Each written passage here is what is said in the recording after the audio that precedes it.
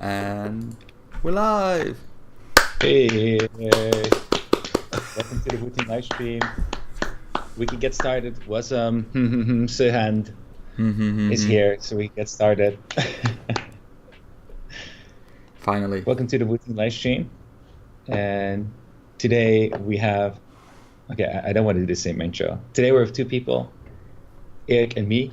This is the new duo live stream things that we're going to try. Because and we made major improvements because like all the cool companies, I mean Apple did it last year, now Google Pixel, they have a notch. We also have a notch.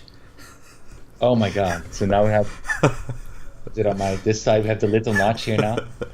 Everybody needs a notch. It's blocking my white wall here, Erik. I know. You can see your bad color balance then.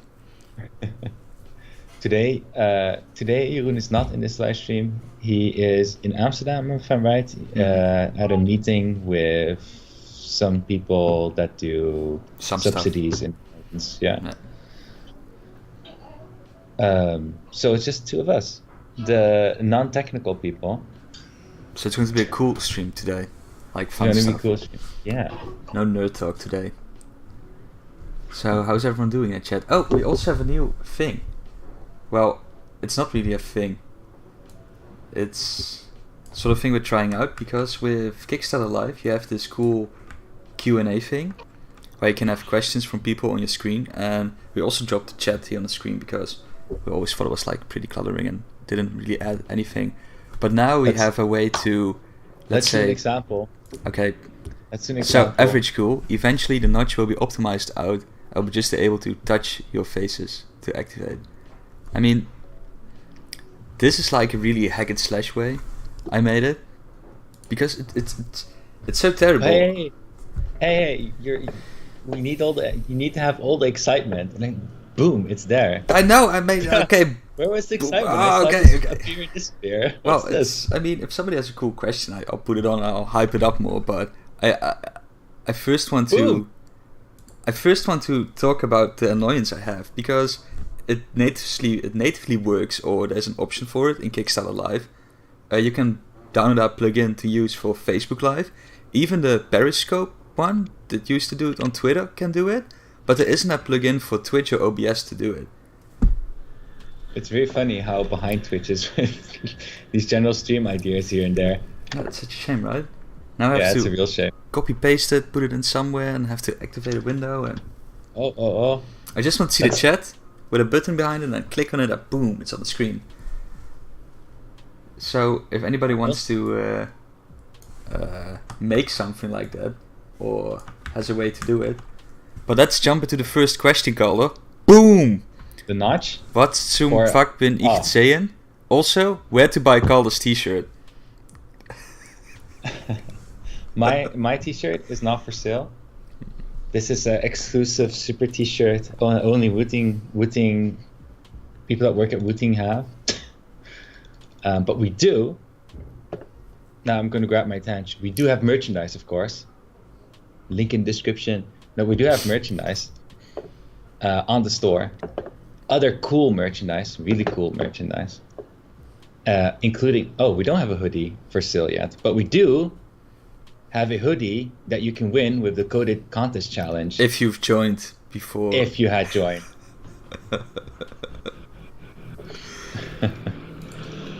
Well, I can talk in a bit about the coded contest. And now it's the voted contest for everyone, so that's a thing. Yep, because it's voting time. Well, that's one of the first topics we'll talk about this stream. So let's go over the topics. First, oh my gosh, I'm just looking, and I noticed.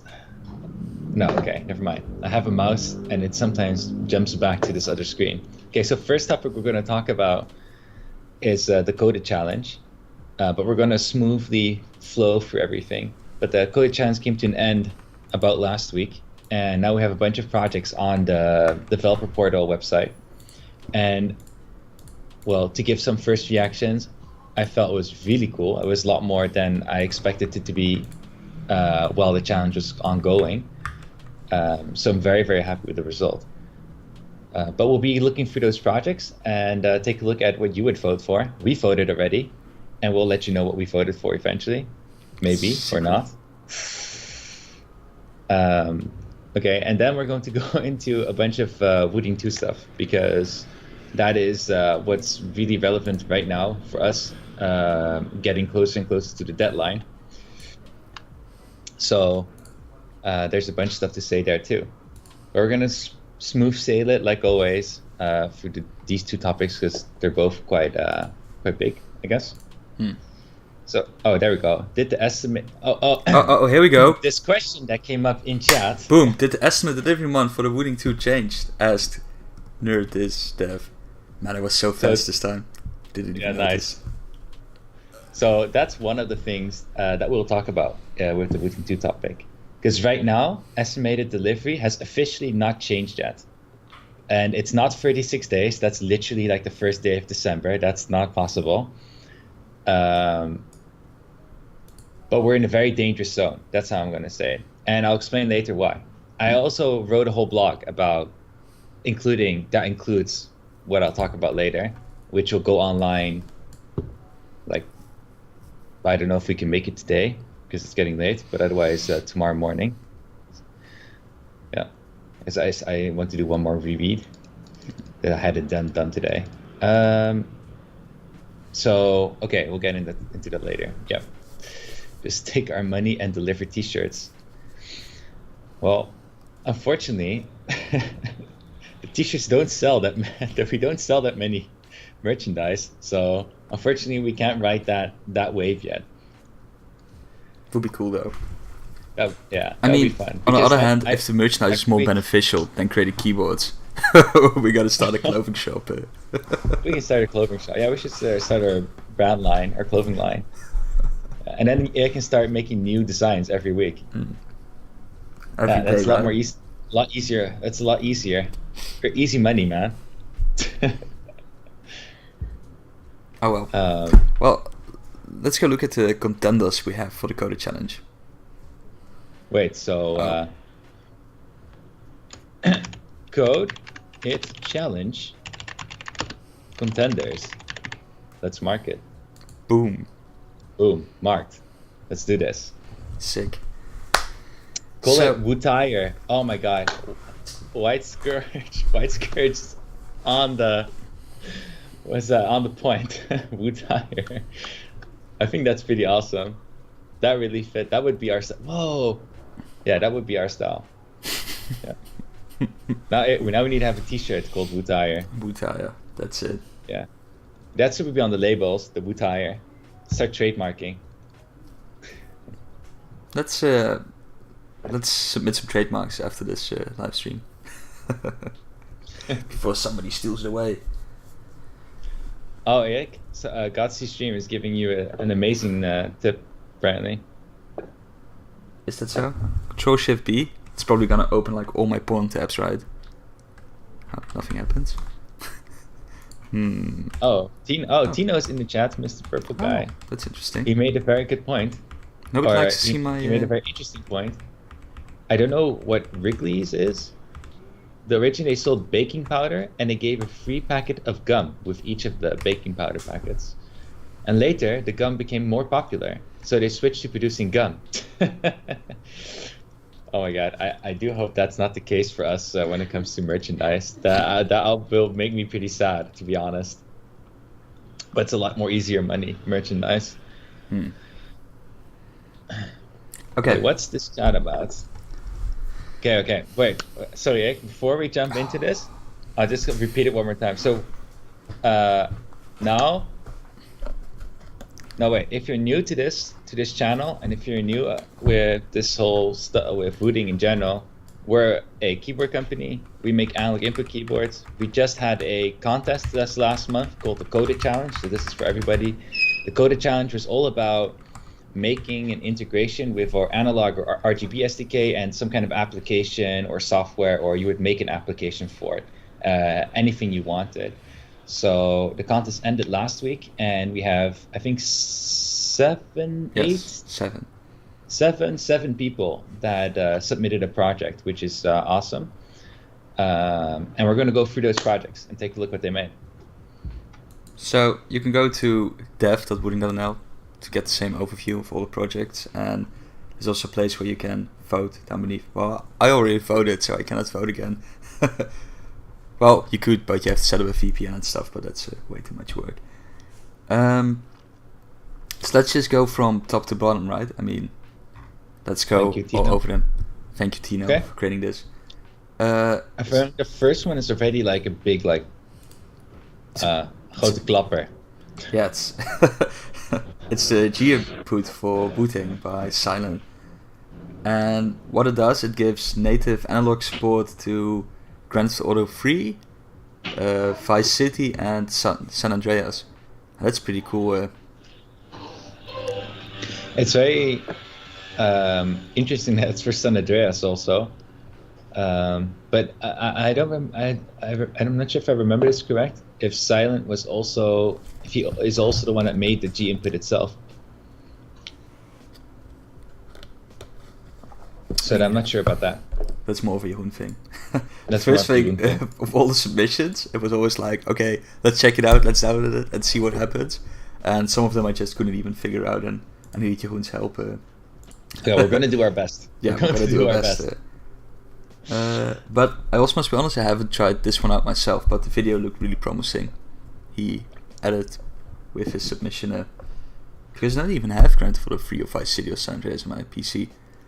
I always played it on my... Well, actually, this one is even more cool than what you see on the in the video, because if you scroll up a bit to the image, you can see on the right bottom he's using a what looks like a grid layout of a keyboard, and that grid layout of the keyboard is actually the grid layout of the Wooting keyboard, and that itself is actually a Wooting keyboard emulator.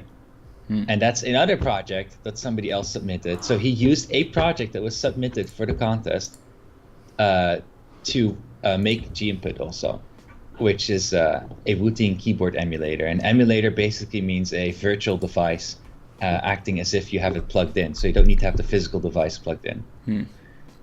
Yeah, but we'll get to that one. Let's jump to the next one.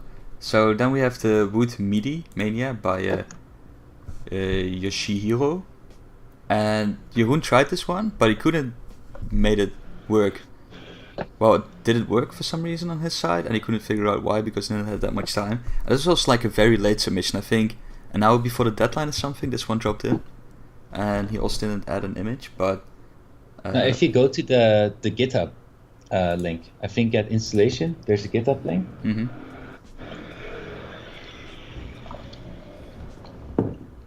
Well, you can see. Oh, download. There we go. There's a lot more information there. Yeah, but Jeroen couldn't get it to work, so. Yeah. Before what's the basic idea? Is the basic idea here is just like this is also an emulator, meaning it will emulate it will emulate a keyboard MIDI controller, but it will use the input from your Wooting keyboard. So basically, it makes your Wooting keyboard a virtual MIDI controller. So in that way, you would be able to do different things. If you're familiar with music, I think this one is now limited to a couple of things. Other than that, you have like what they call aftertouch. So when you have a piano and you press the key and you hold it down, depending on how hard you hold it down, it changes the sound, and that's called aftertouch. This one has velocity. Velocity is all about how fast you press the key. So the faster you press it equals to you pressing it harder, which also gives a different sound, produces a different sound from if you would press it softer. And then he has like a couple of other things he has on his to-do, is like octave shift. Yeah, that's what I also really like about this project, is that there is a to-do list. So probably more things will come in the future from this. So it's pretty cool that he's still not done with it, and we can probably see it grow within the next couple of weeks, maybe. But yeah, I like talking about this one because I'm very interested in it, and I want it to work very much. Well, though I'm not able to do it. Then let's continue with the Wooting Piano by Micro D. It's also a virtual MIDI keyboard. So I guess they probably had the same idea, but they both worked it out differently. Yeah, the difference here is this one works with, from what I understood, this one just works with the software he's using. But here he says it also. He has velocity, polyphonic. I don't know what that is, to be honest. Aftertouch is what I explained before. Channel aftertouch. I don't know that specifically. And controller output. So I'm a little bit confused about how that exactly works because I'm not a music person. I have no idea. We both don't know anything about music software. But I noticed in the video. I don't know. I know how to control Spotify.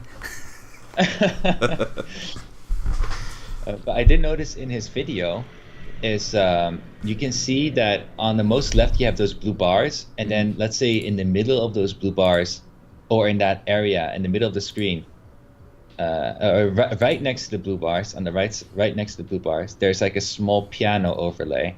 This okay. one, yeah. Oh yeah. Yeah, so your mouse is not there. Oh yeah, okay. No, It was a bit delayed on my side, sorry. Okay, and what you see is there's like a gray bar going up and there's like a white bar going up. I figured the gray bar is how far down he's pressing the key, and a white bar is the velocity, so how fast he pressed the key. So I feel that's pretty freaking awesome. Specifically because he got velocity in there also. Yeah, but I'm also curious on how he emulates or interpretates aftertouch, because that wouldn't be a real thing on this keyboard. Yeah, but still, it's very cool, and I really I think besides gaming, one of the next things we had for analog thing was of course a MIDI controller or doing something with music programs, and just using your keyboard as a MIDI controller like a piano. And I guess we never came to it, to creating something like that, because it's probably difficult, and the three of us don't really have any affinity with music or the music industry whatsoever. So it's pretty cool that two people created something similar. Yeah, it's also something. It's a major request from people to have the keyboard work as a MIDI controller. It's Tino says that polyphonic or polyphony is many notes playing at once and intermingling. All right. And then in this case, he can go up to 16 keys then, or 64 note polyphony. I don't know how to pronounce it. Would mean that the thing can process and hold 64 notes on at once. All right. Cool, Tino. Learned something new there. Tino always surprises me. Polyphony. Okay, let's go through to the next one. The game detection and automatic profile switching by Cop Vampire. The one and only Cop Vampire. You can see when you play the video. So it's a pretty funny description. To give a bit more context for this project, is that Cop Vampire has been working on this for quite a while, with a little bit help from Jeroen, and it's something that he's been doing for us also, because it kind of helps us put time in research and how to do it in the right way. So it's funny, and it's really great to see how this has progressed now, and now it's actually working. I mean, he says it himself, it's far from done or clean, but you can see in the video, as he changes from window focus, the keyboard color changes, which essentially is also changing a profile. And this is something we want to have eventually in the utility itself. Natively, yeah. Yeah, it's pretty cool. So definitely have to check it out. His GitHub repo. Whoa, Bell. I'm just gonna say Bell X. It's easier. I'm sorry. Good morning to you too. Isn't it really early in the US then? Yeah, probably. What's that, Callum? Who knows? But yeah, I mean the Cop Vampire one also really because this idea was going on for longer, and I don't think we will have a native linear utility before the Wooting 2 release, but it will definitely come early in 2019. The automatic game detection, and that it can switch profiles dynamically, because that would make the life of the more average person who don't want to set up like this crazy analog curve and do all the bindings and spend like 10-20 minutes tinkering to make it perfect in a game. They can just like bloop, load a really cool curated profile on his keyboard automatically and be done with it. But yeah, it's the concept is really cool. Yeah. Yeah, so I'm happy to see it. He continued on. I noticed also in Discord when he was working on it, others helped him here and there with a couple of things, which is also really great to see. Yeah. And then the next one. This is a boring one. It's only an SDK visualizer emulated by Hollow. We have two of them, isn't it? Yeah. I think there's two of them, but this one is the most complete. Yeah. Yeah. So I'm just gonna spoil this one, okay?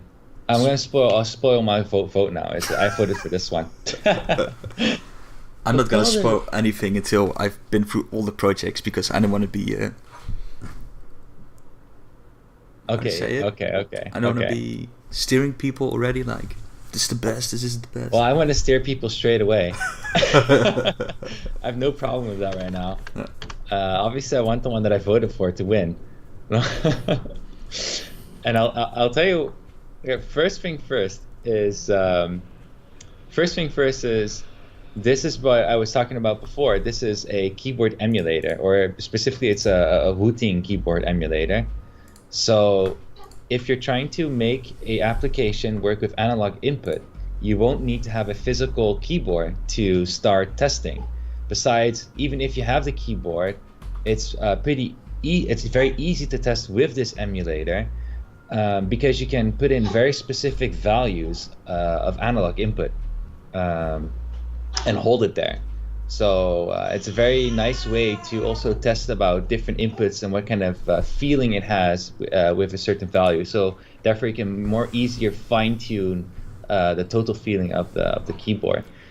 And it also has the RGB emulation, which is really cool. And so it also makes working with the SDK much easier. So that's why I got my vote, because I felt this is very useful. And it was used in the GTA San Andreas example. So yeah, that's pretty sick. It's pretty cool, and it will help developers tremendously, I guess. I do hope so. Here we can make use of the awesome Q&A. Oh, are we gonna do Q&A now? Okay, let me. Or no, let's wait with that one. Sorry. Okay, but I'll just queue it already, in case we need it. Okay, let's go to the next one, number 6, the Wooting simulator by Gunenau. Gunenau. And this was the simulator that only supported RGB, right? Yes. Or am I wrong? Yeah. So I've seen him working on it pretty early already, which is very nice. And he made the design that you see there, which I feel is really cool. He made the design of the keyboard. But I feel it's really cool that he made this. Looks like, I don't know if they shared their project with each other or something. It looks similar, right? With the RGB. Yeah, exactly. And I'm to be honest, I'm not sure why it emulates in that way, or why it's showing this pattern. Oh, it just goes from rows to row and then column. Yeah. I guess it's logical because they start with. It's like, is it 1-1 or is it 0-0 the escape counter? I don't know. It's more. I have to double check. But yeah, it's also pretty cool, and I guess if you make it more elaborated and make it more crazy, this is also very useful for developers if they want to create RGB effects for games like the Razer Chroma does. But I think I have a feeling that these two tools from Hollow and I totally forgot his name, Gunenau, actually should combine, you know, let's good enough focus on RGB and holo focus on the analog part, and then make like the super application. That would be pretty cool. Yeah, Tino and Godsey streams makes a good point. That RGB effect is it's a very easy effect, and probably just by chance that they have the same effect when they just started, because it's such a logical, easy effect to do. But yeah, I'm very happy with these last two. I'm very happy with all the projects, and what's this last one? It's so insignificant. Analog keyboard overlay for Twitch streams by Darren. For so long, I really wanted it. I wonder who Erik voted for. Everybody should vote for Darren. I mean, it's so cool. I mean, Jeroen and I even used this one last Wednesday to test some analog keys on a Wooting 1. Because it was so it's interesting. I mean, normally I have like this little UI with like the numbers going around, and it's cool that we can even use this. And I think for streamers, especially streaming the Wooting 1, this can be like very beneficial. And I guess this can also help us when we made, for example, the Kickstarter video and everything. Afterwards, we did like the whole analog part. We did it with After Effects to make it like look sort of responsive and everything. But having a tool like this makes it so much easier to also make those kind of videos and to showcase something. And yeah, I think it's very cool. And I guess the biggest plus for this whole thing is it just worked when I tried it out the first time. And with all the other projects, I always had to do like, I had to type like this and command line and do something here and do voodoo stuff here and there and code stuff. But this just like double click and it worked. I'm a fan. So this would be actually for anybody watching and having no idea what everything's about. This is the one thing that everybody can get and do, right? You just need to have OBS, go to a link, and then you can start configuring stuff. I think. Well, I think you can just like go to this link here and add it in and. Oh, okay. Why is it not now as an overlay, Erik? That's a good question. Didn't have time for it. I was searching for this whole Q&A thing the whole day long yesterday. So, yeah. The only thing this project really good, very useful for us.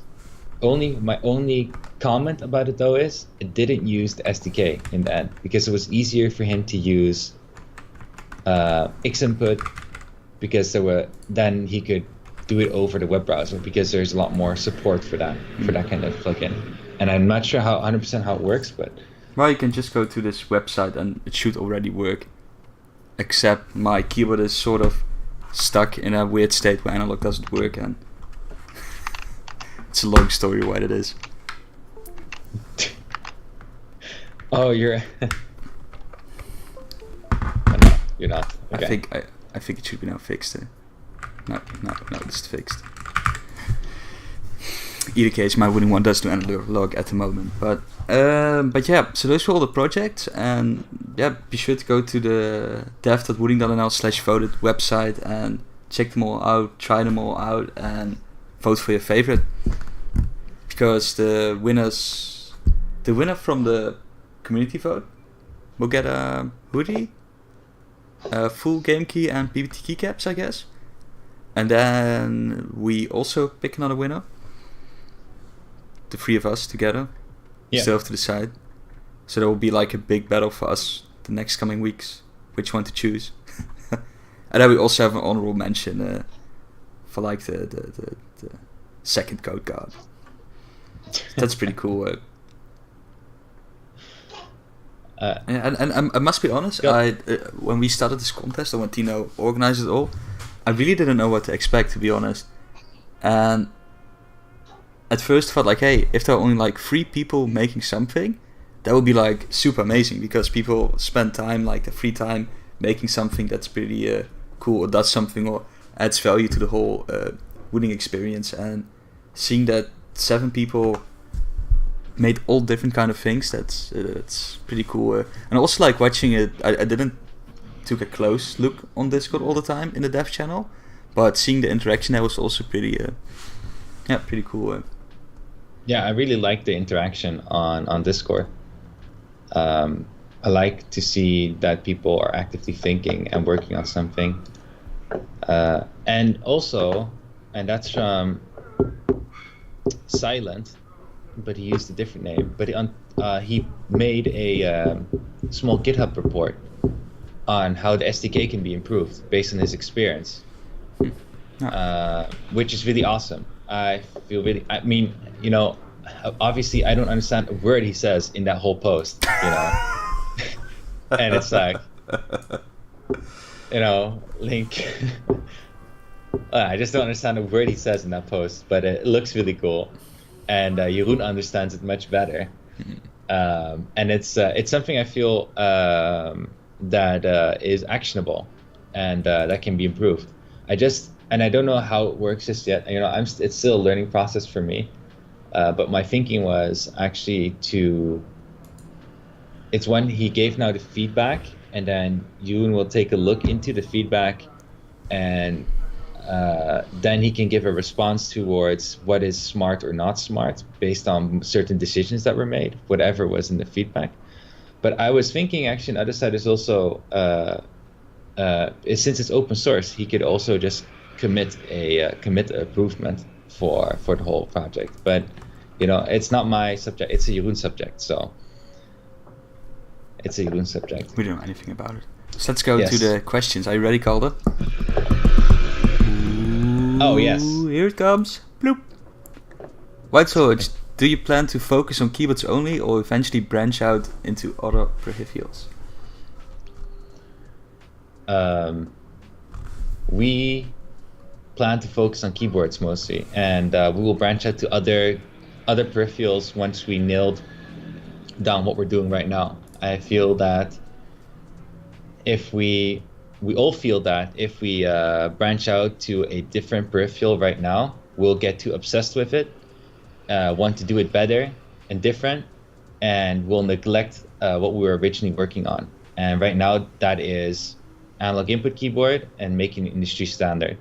And I don't know if I should say, I don't want to say once we reach industry standard, that's when we're going to make something else. I do want to say is up until we actually are hitting goals, which is, for example, you know, we have our technology side, right? We can have better hardware. We have the software side, we can have better software. And once we have like a real experience that we can contribute, and you know, let's say 80% of our ability, then we're at a point where we can say, okay, should we do a different peripheral? And the other thing I would like to also see is a other keyboard with analog input, and supports the analog SDK. That's something I would also love to see before we do something else. I mean, we're already in the clothing business. White Scourge. Oh, sorry. So, is there a possibility? He has this like the follow-up question, which is part of the original question. Let's throw it in. Let's throw it in. 1 second. I had something else, but it's no problem. I can do it. Is there a possibility of analog input mouse? Yes. Yes. I have it completely at the other side of my desk, but it's here. Man, we should really get like affiliated marketing going on, because I have a feeling that every stream I talk about the Z-mouse. And probably they never talk about Wooting, I'm sure of it.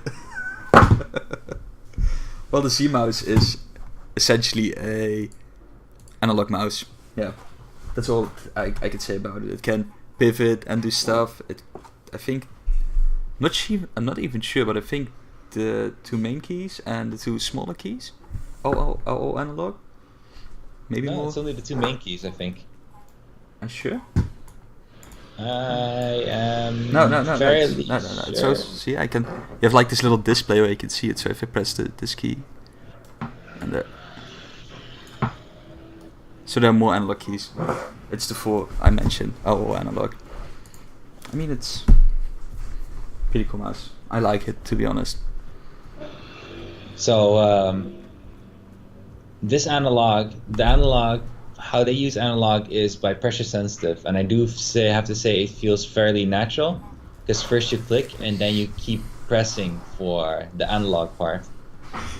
Yeah, but I also must be honest, I don't really use analog on the mouse for the main reason because I really get sore fingers, because you have to press it fairly hard on the main keys to get it all the way down to the 100%. Unless isn't that, I don't know if you can change that in their software. Yeah, you could change that a bit, but the software is sort of it's a whole other story. Yeah. But that's I guess that's also the thing, right? Is it's not like because they made this kind of mouse that means like, oh well, why would we bother? Because at the same time there is this, what I see the biggest. Okay, so one side, we promote the mouse. Great mouse if you have a big hand, right? Very comfortable. I have a big hand, it's very comfortable in my hand. I also have one around here. I'm not using it though. And the reason why I'm not using it though is because of the negative sides, okay? It's just too much for me. There is a hellaton of stuff you can do with it, which makes it, on the one side, a future-packed super thing, but on the other side, like a burden on your hand. That's how it feels to me, like a burden, and that's the side I don't like, and that's also how the software feels when trying to do something with it, and that just kind of kills it for me. Then I don't even want to spend the time anymore to further explore what I can do with it. But that's me, that's how I am. That's also why, in general, also whenever we talk about the keyboard or the software, we always also think about, we want to make sure that when you use the keyboard, it's super simple. Like, you use it, it should be super simple. And only if you really, really want to deep dive, you can deep dive.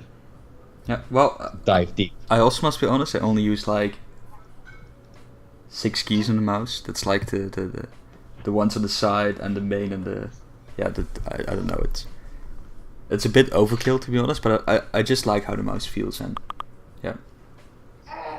Hey Darren VS. Okay, let's go to the next. I have a question for Darren. Okay. So how many times is this that you spilled something over your Wooting keyboard? It's so strong. I feel like it happens quite, or it wasn't you this other time, but I feel like it happened quite sometimes with you now. Okay, let's go to the next question. Eric says, vote for Darren VS, please. Oh wait, that's not a real question. See here, Darren. Okay, Nuked him asked, is Wooting an object, a term, a practice, or a person? Never been here before. Well, Wooting is in all of us. Nah, we make analog keyboards, and this is the Wooting one. We created, the 3 of us, and the cool thing is it's a analog keyboard, pressure sensitive keyboard, so every key knows how far down you press a key for analog gaming. I mean, that's, I think, still from the first Kickstarter video, which has been cycling through my head after all these years. There's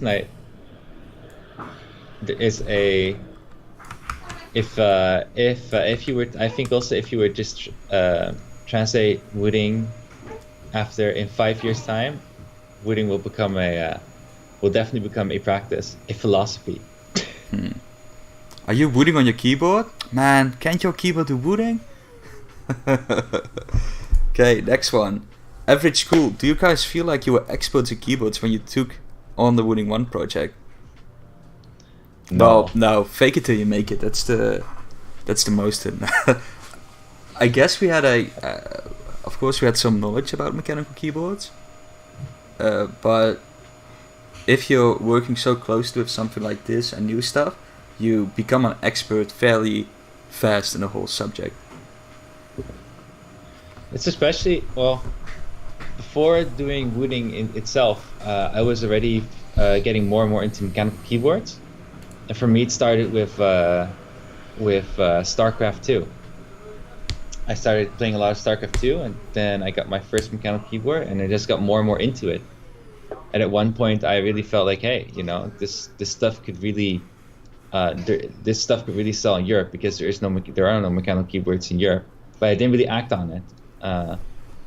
But I kept an interest in it. And then when this idea of Wooting came by, and making an analog input keyboard, it was really like, you know, now it's making sense. This is the thing that we should be doing. And then you just, like Erik said, you get into it very fast. And still can't say that we are very knowledgeable about keyboards. Still can't say that we're experts. I think there's, on a technical level, still more to know. Well, I think we're experts in analog keyboards, to be honest. Analog input keyboards, we are the experts. There is no doubt about that part. No, I think we're leading in that case, software-wise, knowledge-wise, experience-wise. Yeah, that's pretty cool. So, if you have a question about analog, oh my you can god, answer it for certain. Wait, I just have to say here, Urban Dictionary, it really sucks balls, man. What the hell? That's like super cool. Wooting is another term for making out? Dude, what the hell? Who makes this? By Jackass in the Box, January 12, 2007. That guy has no idea what he's talking about. I like the description. Hey, look at Dean and Tanya wooting in the corner. Woo. Oh, babe, I totally want to woot with you right now. Oh my god. That's what Calder tells his wife. Jenny, come here. I totally want to woot with you right now. I totally want to woot with you now.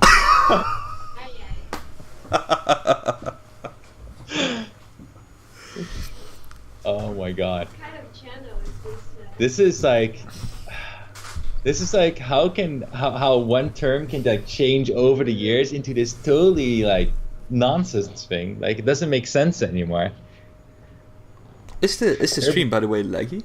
When it looked like the playback, it sort of jiggers from time to time on my side. Maybe it's just me. I have it a little bit too. Average Girl says the Urban Dictionary is to websites what YouTube poop is to YouTube. Worst part is Urban Dictionary stuff comes up really high in the Google search ranking. It's terrible. It's interesting, right? But does anybody have a question? Because then we can showcase it on the screen. It's super interactive and cool. And users really get involved and feel like they're part of the stream. That we really care about them. Oh, I saw this from Average School saying before about the mouse stuff. I'd use 6 binary keys on a mouse plus a 3-step sensitivity button. It would just make me think about the game. Oh my god, I now can't think of the game. Escape from Tarkov, is that it? Where the way they don't have analog input, but they have like a PC way to overcome the lack of analog input. And what they do is you can increase and decrease your movement speed by your scroll wheel. So you scroll up, you increase your movement speed, scroll down, you decrease your movement speed, which I feel is a very interesting concept. I haven't played the game myself. I wanted to play, but you know, kind of have to stay away from this, kind of addicted, get addicted too fast.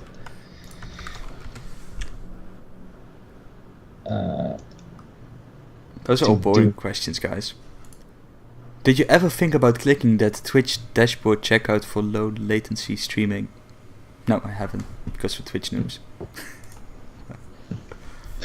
Okay, so don't use Google search. Okay, if you look on DuckDuckGo, Urban Dictionary will probably also be the top search. But yeah, let's go to the next topic. Let's keep going.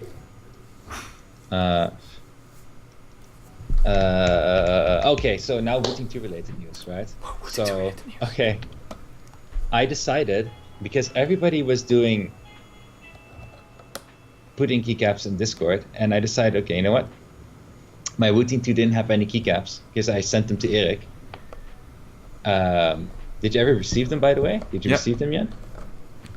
Oh, that's okay. It's nice. So I put on pudding caps on the Wooting too. I can't say that I fell in love. It's it looks like candy. I think if we had like well, it looks so much better on camera. Holy crap! I think you can make really great pictures with this, but really in real life it's kind of disappointing. Well, it is and it isn't. It's nice, but it's also not nice. Gutsy Stream loves them though. It looks so much better on camera. I wish you could just look at the keyboard through the camera. Oh, you can, right? No, I've got beauty keycaps here, Calder. Oh, okay, nice. Can't complain though, to be honest. Okay, so, but that's just my opinion. I'm very picky with this kind of stuff, so... For putting keycaps without labels? Which labels? Oh, in that way. Yes. Legends on them. Yeah. Unfortunately, you would still have to open a whole new mold to make that work. But yes, you do have to... You could make it cheaper, so that is a good idea in that way. True. Not bad. But there's this... there's actually another idea I have for... If it's going to go in that way, I have another idea for keycaps. That I really, really wish to make, and still kind of need to figure out how expensive the mold will be if we make it. And I think it's going to be the ultimate solution for RGB and different languages and everything. Yeah. It's a really great idea. But yeah, has to wait. So actually, the thing I wanted to show also was. With the prototypes, we didn't have USB-C connected yet with the Wooting 2.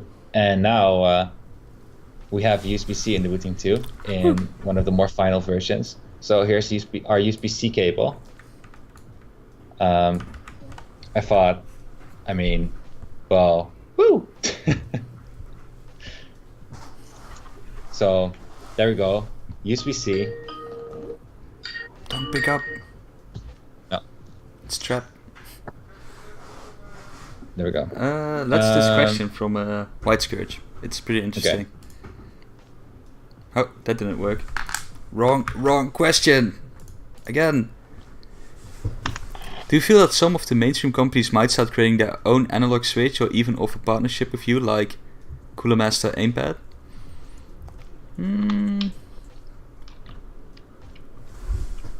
Oh. That's a good question.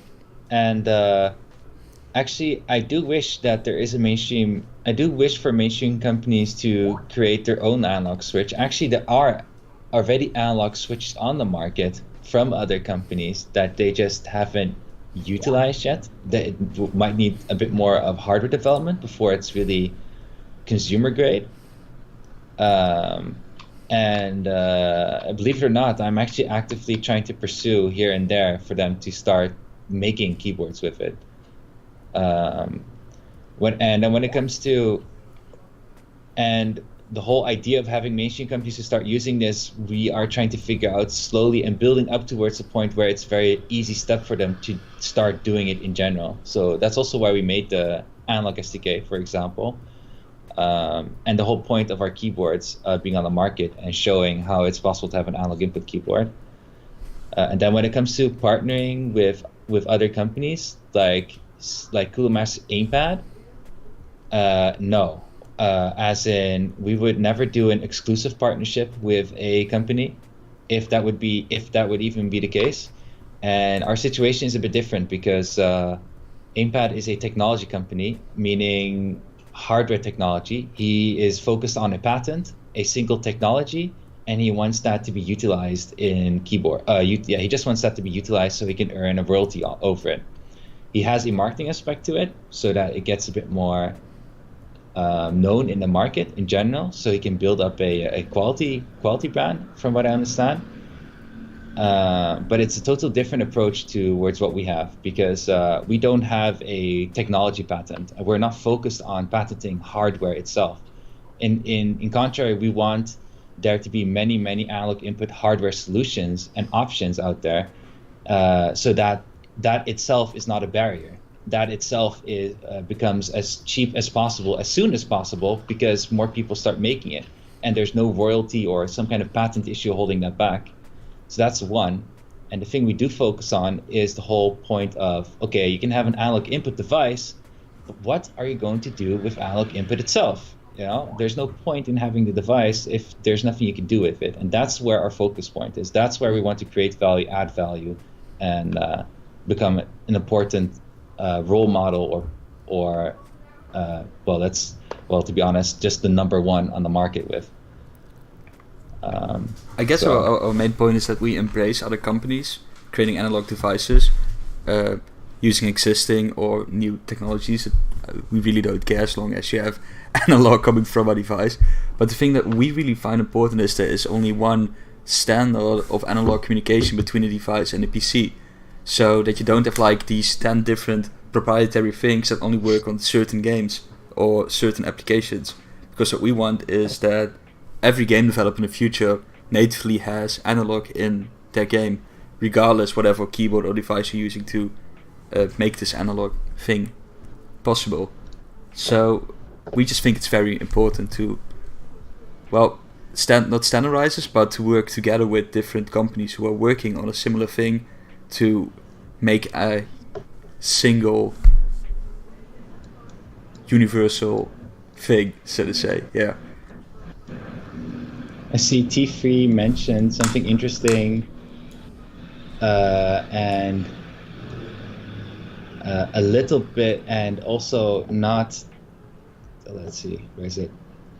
T3 Cube says they are probably going to build a new analog standard proprietary software for their stuff. No, you're wrong there as well, because the analog SDK and RGB SDK is open source. Anybody's allowed to use it, and there's no licensing fees or anything like that. And you can basically build everything on top of the analog SDK. I think he means Aimpad and Cooler Master. Oh, okay. Sorry. Then I got that wrong. I thought you were talking about us. But yeah, I mean, it's a really interesting subject, and well, we can only embrace different companies joining the whole analog game. Yeah. For Darren, I forgot to do this for Darren. Benefits of USB-C. I have it this way. I'm able to plug it in. Oh my gosh, I plugged it in. Okay, it's working. Okay, watch. Magic, okay? Unplugged. I flip it. And I'm gonna plug it again. Oh my god, it's on. Hoe dan? USB-C. Hoe dan? Kan dit? The meme is gone. You can't do it anymore. Nani? No, well, but with all seriousness, I think the biggest benefit we're going to get from USB-C is a more stable signal. I think we're not sure yet. I think that's definitely bullshit. Yeah. Could be bullshit. No. It could be bullshit, but we've definitely noticed issues with the cable, with our keyboards, which we are not able to explain to why it's happening. And and we've made the change to the cable itself, and it's the question if that's going to solve it. But I'm also getting a feeling it's this mini USB connector that everybody warned us for in the beginning. And well, we made a clear decision why we went for micro USB in the first place. But now, back then, we sort of were at a breaking point. Should we include USB-C in a Wooting 1 or not? But back then, USB-C was a little bit too, not saying experimental, but it was so new that maybe there were some certain issues that couldn't be explained because of USB-C. Exactly what happened with our micro USB cable. But we also know that USB-C will probably be the future for the next few years and the standard for most devices, and it's only logical to follow up with USB-C, whether it's better or it's probably not worse than a micro USB or mini USB cable for a keyboard or a simple device like a keyboard. So yeah, okay, and that way there's like zero difference when it comes to specifications, utility to the cable. Utility is the wrong word again. When it comes to specifications of the cable, there's literally no difference. It's just the connector that's USB-C, just the connector. But the keyboard doesn't need to 1 gigabyte of data. And USB-C tastes really great. I'm not sure if I like it better than mini USB yet. Okay, let's go for this question. I'm a bit lagging behind with the questions because it's a lot of manual work, guys. Free Cube, are you going to release a PS2 version of the Wooting keyboards, or is dev impossible? If you mean with PS2 the PlayStation 2, definitely. I just want to say straight away is that there is no point for us to make a PS2 version, because you're not going to get any benefit from it. Because because PS2 is not that well supported anymore. So you're going to get the most benefit with USB right now. I don't remember. I talked this over with Jeroen and about the difference, because I made this whole blog about input speed and I went pretty deep into all the different things. But I wish I could just link a source straight away and say, hey, look, see, PS2 is not that well supported on the latest CPUs. USB gets priority or something like that. But I don't. But it just doesn't make sense to make anything for PS2 right now anymore. Doesn't give you any benefit. Well, you only know it gives you a benefit if somebody made if you buy a very poorly made keyboard with USB.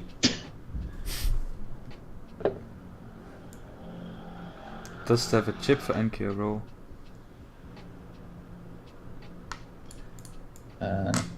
Average School says he's going to use the Wooting cable to charge his phone in an emergency. If you're talking about the mini USB cable, that was like our idea. One of the ideas, like why we went for mini USB, because the idea was like, well, no matter where you are, you can always have a mini USB cable around. Contrary to. That's not even the biggest decision. I'm saying mini. No. But it's micro. It's micro this whole time. Well, we also went back and forth between mini and micro USB, but in the end, what made the decision to go for micro USB wasn't even that everybody probably has a few spares laying around in the house. Is that if a connector breaks, or the breaking point of these swappable things on a micro USB is on the micro USB cable itself. There's like these little things popping out, as you can see. This focus stuff. So these little pins that stick out, those are the things that hold the cable in place, and those are the things that often break the first of a cable or connection. And with mini USB, these connections are inside the device itself, and if that breaks, you're sort of fucked. But replacing a cable is a lot easier than replacing a part of the PCB. We have Devil Cup who says on some Ducky keyboards is USB 3.0 power support, which allows keyboards to draw more power and LEDs get brighter. That's an interesting point, because power is definitely a thing when you have RGB keyboard. RGB LEDs draw a lot of power, and that's something we're working on now with the Wooting too. But I don't remember what was it again why we're not using USB 3.0. Because I also know is that even though use 2.0 and even though this the standard allowed amount of power you're allowed to draw is lower than what you're actually drawing, and you can actually draw a lot more power than what's in the USB specifications. Either case. It's a Jeroen thing. We don't know anything about it. Well, not as much as Jeroen though. I think this one is also pretty cool to mention. My keyboard is PS2, and the only benefit is that it doesn't have a chip for NK-Row. But with PS2, it has no limit in how many buttons I can press at once. To know about lag might be faster. Yeah. Yeah, exactly. So that's just the thing. I think with PS2, I don't want to totally downplay it, but it's more of a legend by now. Like, uh, because it used to be when we're in this transition from PS2 to USB, that PS2 would be generally better idea to use because of it doing a CPU interrupt instead of being polling. But now we've gotten to the point that USB is so commonly used and PS2 is so not available anymore that it's not that well supported anymore. The whole concept of it is not that well supported anymore. But I guess a few years ago, PS2 spec and probably the whole connector was made for keyboards and these input devices in mind. So probably in the early days it had a lot more benefit, but like Calder said, these days it's debatable, and it also depends on your device, right? I mean, cool devices don't need PS2 connectors because they have like superior NQ all over and stuff. Okay, there's still some confusing about if it was a PlayStation 2 or the PS2. But thankfully, who is it? So somebody asked if it works on a. Oh, Darren thankfully did ask if it works on a PS4. Has to be tested. We don't have a PS4. We're not able to play Red Dead Redemption 2. I'm going to test this weekend, Calder. Let me test it. Let me buy a PS4 today. I'm going to the MediaMarkt straight away, buy one, and test the whole weekend on a, I don't know, bullshit cowboy game or something. Oh yeah, that bullshit cowboy game. Damn. I mean, I want to test it. Just give the go, Calder. We'll use some of that Kickstarter money to investigate.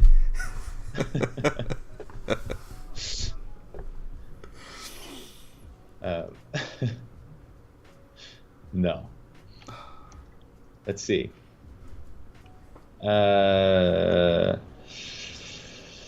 Did we miss something here? Oh my gosh, we're still talking about Wooting 2. We actually should be talking about Wooting 2 thing. Let's focus on Wooting 2 for now, and we'll continue with the questions in a bit. All right. I do think Rocky 4 is a very interesting question. But that comes later. I have it in the back burner. Okay, where was I? Okay, so Wooting 2. Right now, I'm waiting for trial production, and I've been waiting now for. Wait, what is it next week? November. Oh my god. Yeah, I thought after an initial delay, I would be in China this week. So it was already delayed 2 weeks. Yes, it was already delayed 2 weeks. And I thought in this week I would be in China and I would not be doing this live stream like this. So now it got even more delayed, and hopefully in the week of the 5 November, I'll be in China for the trial production. So that means we experienced about 1 month of delay. So, oh my god, 1 month delay, why? Okay, there's a good and bad thing about it. One side is the first delay was a good thing, okay? It was like, oh, well, okay, I'm not able to argue against this, we need, this is a good thing. Because remember in the last stream we were talking about what they improved on the Switch, and they improved like the stem injection, where they have the injection point and that it doesn't snap off anymore and it's a lot stronger, right? That was good, but the thing they hadn't improved just yet, which I originally thought they would, was the wiggle of the Switch, the amount of playfulness of the stem of the Switch. I don't know why all of a sudden, but maybe a month ago I was discussing this again with the owner, and there was another opportunity to bring this topic up because we had this. We just finished a Wooting 1 production, and this wiggle thing was just a thing. And I mentioned it, and all of a sudden they decided, okay, hey, you know what? Let's change it now.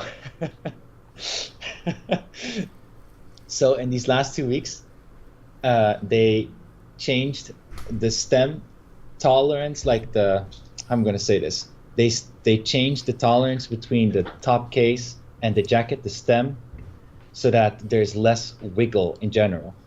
So it's much more stable inside the switch box. That's the good news. I still need to test the new version. I hope it's a lot better. So I don't want to be too happy yet, but it's a good thing. Okay, and then there's a question like, where does the other 2 weeks come from, or almost 2 weeks? Okay. Is that question related? Okay, the other 2 weeks comes from the injection mold. I don't want to say for whatever reason. Well, for whatever reason, they failed to mention that even though they made the adjustment to the mold for this, you don't see it on this keyboard because it doesn't have it. But if you go to the Kickstarter updates, what Erik will do now, and then in the last update,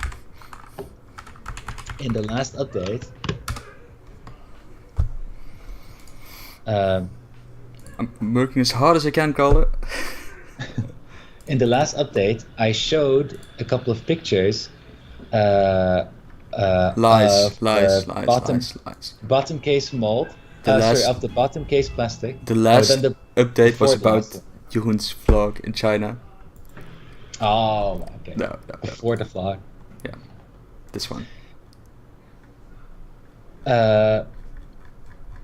Okay. That one. Yeah. Okay, see this picture. You can see that. Oh, sorry, I said this picture on the stream, but you. No, it's yeah. Okay. Okay, this picture. You can see there the red arrows. There's some space between the bottom case and the top plate. Now, we've had some experience now with Wooting 1 and this type of design, and with Wooting 2, we're really trying to nail it. So it's like a real perfect, nice fit. And they made a couple of changes to the mold to fix this. That gave us initial delay for the mold, which is not an issue because we're not at the point yet that this was hitting an urgent deadline. But they failed to mention to me that apparently they hadn't fixed it yet.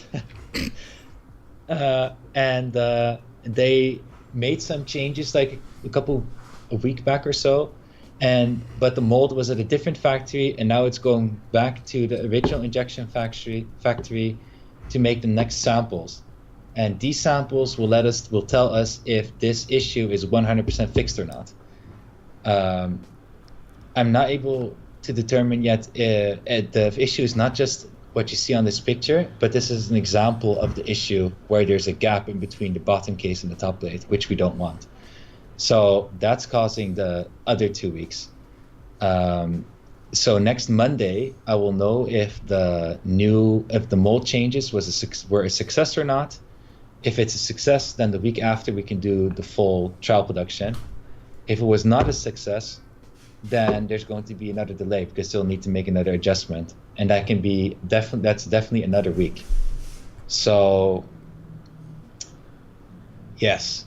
In the blog, I go more in depth about this. Okay.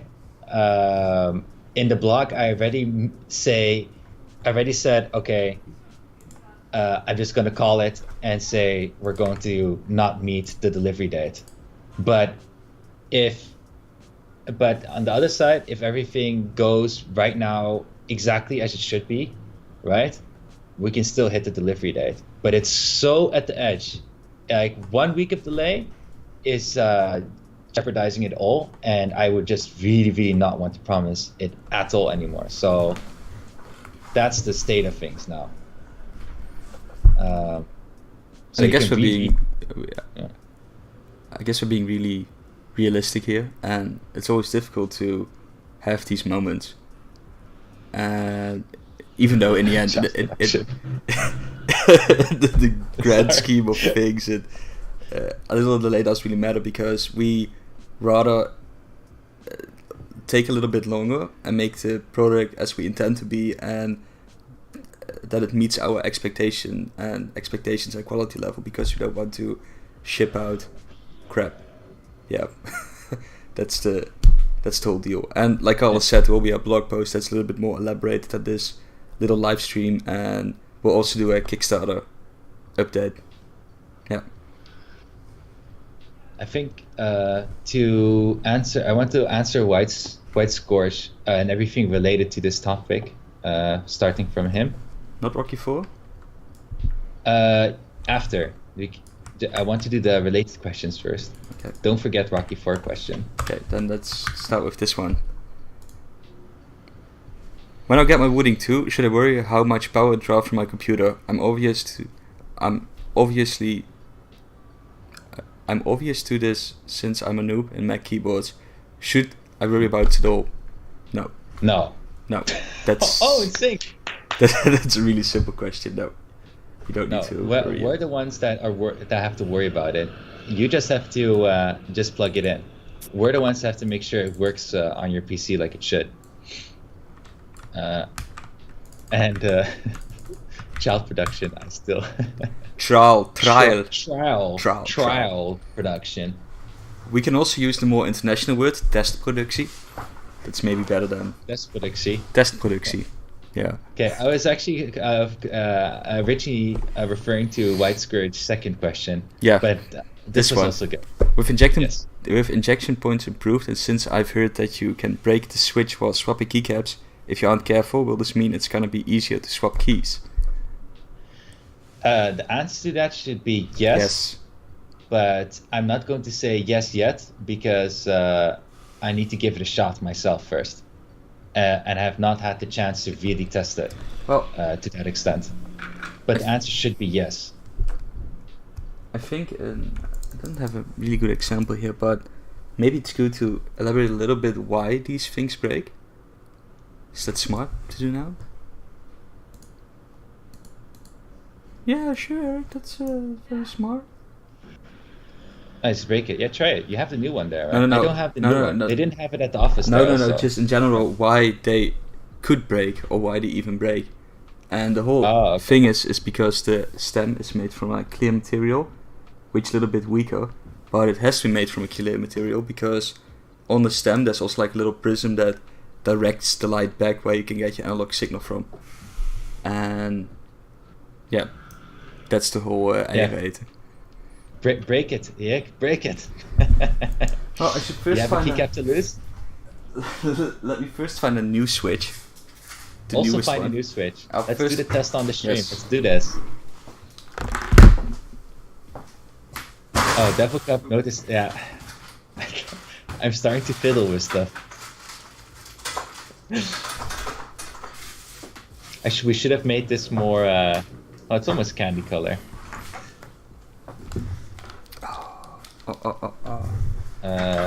Face says, I would have loved to have Wooting 2 for my birthday, but I'd rather get a solid product than a rushed one. Thank you for saying that. And that's also, I also talk about this in the, Free Cube also, I'll get to that. I also talked about this in the blog, is in the future, I kind of want to stop doing dates, because everybody that's been following us for a while knows that when it comes to like release dates and stuff and Wooting, it really sucks balls because it's very hard for us to really hit the exact date. And I'm laughing a bit about it, but it's true. To be honest, with the Wooting 2, we wanted to kind of like turn the ship there. So we gave it actually quite a lot of space, and we thought, well, everything, how difficult can it be? Because there's a lot of stuff already done. But in the end, this is my conclusion in the blog also. In the end, it's very simple. Nobody can predict the future. And what happens is what happens. So, and I go deeper into it in the blog. It's not that long, but from now on, I kind of want to do more is, instead of doing dates, doing like I did in the Kickstarter in the beginning, I just explained what are the steps we have to go through before the product is at your front door. And then just focus on, let's do all the steps as to our best ability and as fast as possible without losing eye on quality. And then just enjoy going through those steps and making sure that everything gets done. And then eventually you're at the end so fast that all of a sudden you have the product in front of you. And that's so much better than when you say, okay, now it's June, right? And this time now it's June, and then December I can expect it. And you're constantly waiting for December. You know, you see news about it, and it's like, oh my God, it's not December yet, right? And you're like waiting for the moment to arrive instead of focusing on the journey itself. Do you still want me to break switches on stream? Oh yeah, of course. That, whatever I just said, that doesn't take it away, man. Okay, so I guess the most. Oh, my camera never focus. It says, let me fix my camera focus. Feel free to continue, Calder. All right. All right. We have focus. This is what I wanted to say. Right. So, oh yeah. So I give an example of this is CES. Go take a look at just this year January CES and how many companies announced a product and that it would release at some time, but then in the end it doesn't release yet. And I was just thinking about it. I felt really funny. I was like, actually, you know, we should just do this in a different way because it's stupid to take these dates. The only thing you do in the end is create disappointment. And anyway, okay. Okay, so in front of me you can see the tab key, and I guess the tab key is the most. I guess the most times I broke a switch was with the tab key, and it's because most people do it wrong. So if you pull the puller over it, you can see that on the front it sort of snaps to it. I don't know if you guys can see it, but on the back it doesn't because the shape of the keycap is a little bit different. So what happens then is that people will force too much on the front or on the back, and then the switch can break. So let me try to break a switch now. Oh, that was easy. So as you can see, the switch broke and the stem is in the keycap itself. So this keycap is pretty worthless now, and yeah, well, that went easier than expected. Now let's get. Yeah, if you have the bigger, if you have, just to be very clear, this happens with the modifier keys specifically because they are bigger and have a bigger leverage point, and it doesn't always grip. No. And let's say you use a wire puller, you don't have this issue if you use a wire puller. So now I'm going to use the caps lock key. So as you can see now, here's a new switch installed, and the front is a little bit. This is a new one, right, Calder? So the front I think so. Has a little thing in it, and let's see if we can snap this one. I can't. I'm not 100% sure if this is the final version of it or not because I don't know where you got this one from. Me neither, but I just haven't. Gotta try it anyway. Here we go. Okay, let me try it again, because once is never a real thing.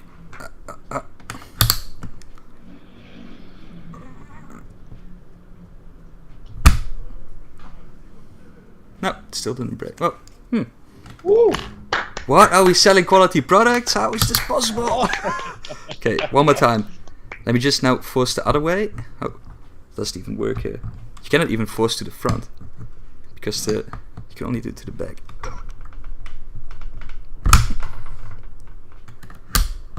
It's well, if put it in the bog. God's stream, you're a genius. Yes, we should. If you put it on the, well, if you put it straight, you know, nothing is happening. But when you angle it. I'm using a lot of force here, so. Well, so far 4 times it worked out, and the old switch broke instantly, and a new one hasn't shattered yet. And of course, these tests aren't like really super conclusive, but we can experiment more with this. And like Calder said, he doesn't even know if this is like this final Switch version, but I guess it's the final Switch version. Well, moral of the story is to buy a wired puller, ? No. Moral of the story is that the new Flaretech Switch stem doesn't break anymore. Well, and Well, Well, we have to test this more, but we have to test it more, but as far as we can see. But yeah, in general, it's always better to use a wired puller. I'm personally not a fan of wired puller because it's a lot slower. But if you have expensive keycaps, it's a better idea to use wired pullers because those other pullers, depending on the quality of the puller you have, could scratch your expensive keycaps. Otherwise, I do modifiers with my fingers. You just take away all the smaller keys and then do it with your fingers. It goes a lot faster. well, I guess the biggest benefit of a wire puller, which I can also show, is that if you use force in them to pull them straight up, because if you pull a key straight up, nothing ever happens. But the cool thing about a wire puller is that you sort of equalize the force between all the points, if that makes sense. Oh damn! I should quickly make a mark. Chup chup chup chup beep beep beep beep beep. How about Erik? Doot, doot, doot, doot. No, but yeah. So that was Also to answer Darren PS, he said nobody spends the time on one key. You should imagine what Erik was doing. He was pulling up the keycap at a really strong angle, pushing a lot of force on one side of the stem, which is also creating a lot of friction and resistance. Therefore, he needed to spend more and more energy, use a lot more and more power to actually pull the key. So that's why it took normally longer. if I would have to pull a key, it's very simple. I just would go like bloop bloop bloop. Puller stays awesome. Bloop. I mean, you can pull them fairly easy with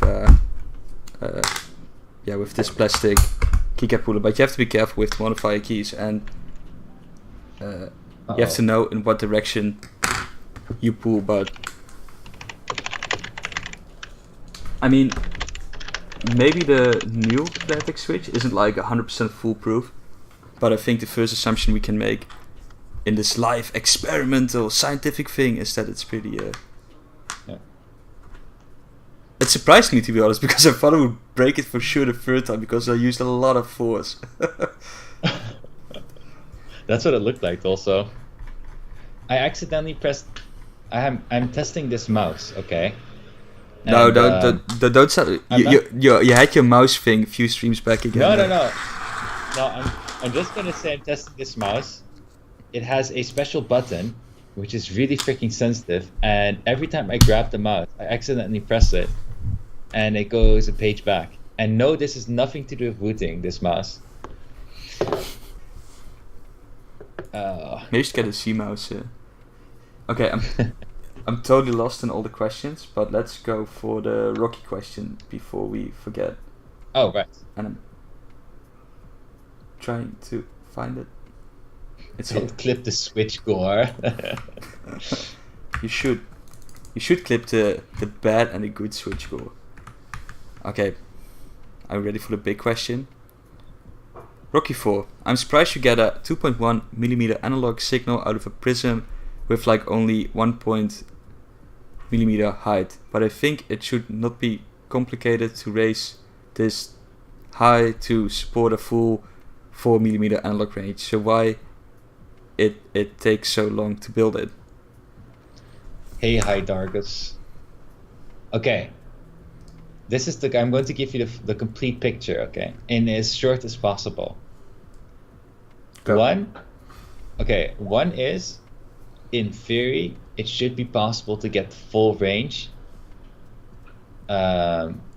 if more time and money is spent on it. That's, I think, the most simple answer to it. The more complicated answer to it is, or part of the more complicated answer to it is, that decision, those investments are not in our hands. That's outside of our control. At best, we can advise and we can complain and we can point out, but we don't sell that big amount of quantities that we can Justify. Require it, demand it. That's different. So there's just that. I think I should put it that way. So it also doesn't mean that they are totally reluctant to do something like this, and it's like it's an easy step to make, because it's not an easy step to make. There is going to be a lot of issues that will come up while doing it, and that's the whole part of time. It's like time, resource, and money. Yeah, I can't demand yet. Yeah, exactly, White Scourge. Okay, so but that doesn't withhold us from. Okay, but that's not withholding us in general to look at in what way can we give the best analog input experience, and what else can we do to make this better. So I don't want to say we're leaving it at that, because obviously this is like at the pinnacle, is that the right word? This is at the center of our product. This is at the center of our company. Obviously, we don't accept, oh, we're not selling enough quantities to do anything about it. There we go. Ooh. Well, somebody was taking a real good notice, and they saw a blue puller. And the way you can get a blue puller is if you become an employee of the month within Wooting. For 12 months straight. I don't even know how I got this one, but it's becoming my main puller. It's probably an old one, this one. I think this puller existed before the Wooting one even existed. Yeah. I also just want to shout out for Gutsy Streams. So thank you for supporting our project and taking that viewpoint on it. By the way, from what I read in the comments before, I lost all the comments, the previous comments. So I don't know if there was anything related to the whole Wooting 2 situation. Keith Job want the time to take control shirt. It's a cool shirt, right? This was actually time to take control was the slogan we had for a while. We tried to do a slogan. So bad at marketing. Yeah. Yeah. Marketing is not really our thing. Oh my gosh. Right. I've totally forgot to do this as a topic in the live stream. And it's such a big topic. I was writing about it today. Oh my god, is that a good idea? 1 hour 30 minutes. Ooh, not so happy wife face. Uh-oh. Ooh, not so happy baby face. Well, there's a lot about I want to talk about doing live stream, but I don't think we have an infinite amount of time.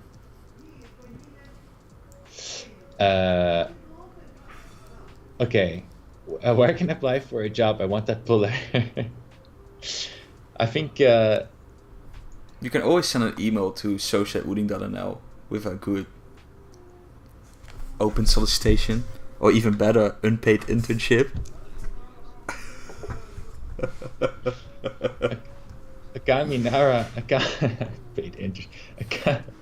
Akaminara is also digging the t-shirt.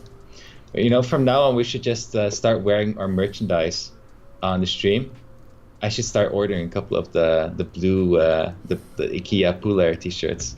Oh, I was already promoting it. Like, ooh, I really like it. Yeah, let me. Yeah, it's also my favorite. Yeah, nobody bought it yet, right? No. Just speed up talking. This way you have 1.5 more time. Okay. I agree. My wife agrees. Okay. So Yeah. First, Puller t-shirt. Everybody buy it. It's pretty cool. It's our favorite. Okay, next topic. Boom. Okay. I'm just gonna put it out here right now because otherwise we won't be able to do it on the live stream. We're going to have a major partnership coming up. We already have an amazing partnership with a business. Oh my god, how am I announcing this? We decided to partner together with other company, with Wooting, and not in like in a company merger way, but more as in we found a partner to help us with sales and distribution of Wooting keyboards. Okay. Oh my God! What about the U.S. tariff increase? Shit, that was the other thing. Oh. Okay. Okay. I do the partner thing as the last part. I want to do that as the last part. I'll be. Are we still following what it's about? Okay. Yes. I'll be right to- back. 2 minutes. Okay. Sorry. Okay. So first, the U.S. tariff increase. If you release the Wooting 2 later, will there be an extra cost? You might have already answered this. Okay. Cliffhanger, yeah. As of this moment, okay, so first for context, Trump is in a trade war. I'm saying Trump. I mean USA. The USA is in a trade war with China. That's a more fair way to say it. Therefore, there is a very, very high import tax in the US for a lot of electronics and components and materials. Thankfully, thankfully, keyboards is not part of those import tariffs. So as of right now, until the end of the year, keyboards will not be part of the import tariffs. So there will be no import tax. This tax at the moment is set at 10%. Starting 2019 January, the tax will be 25% on all the same product categories, which keyboards are not included. But okay, this is the big but. Okay, in the blog that I wrote that will go live today or tomorrow morning. I need to do a reread. It's going to be tomorrow morning because it's getting late now.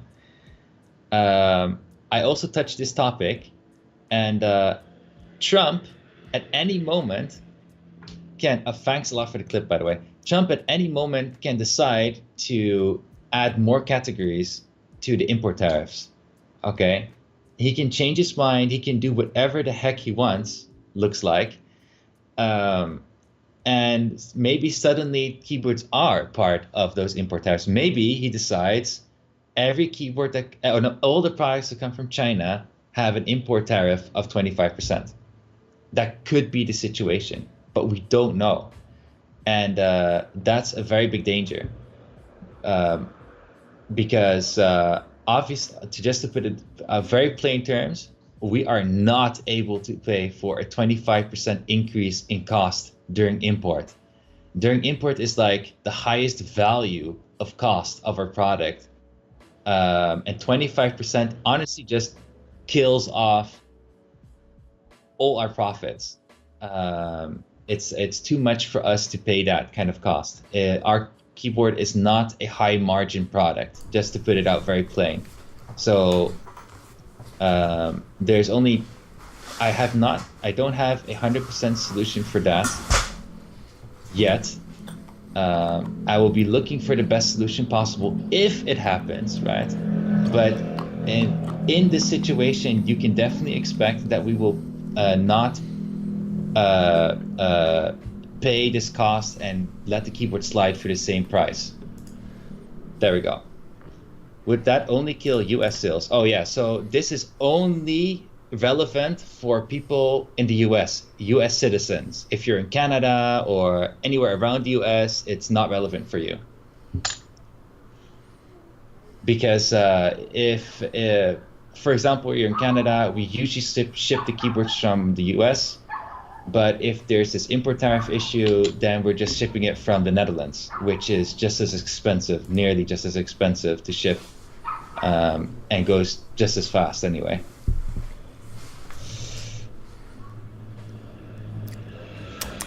I'm back.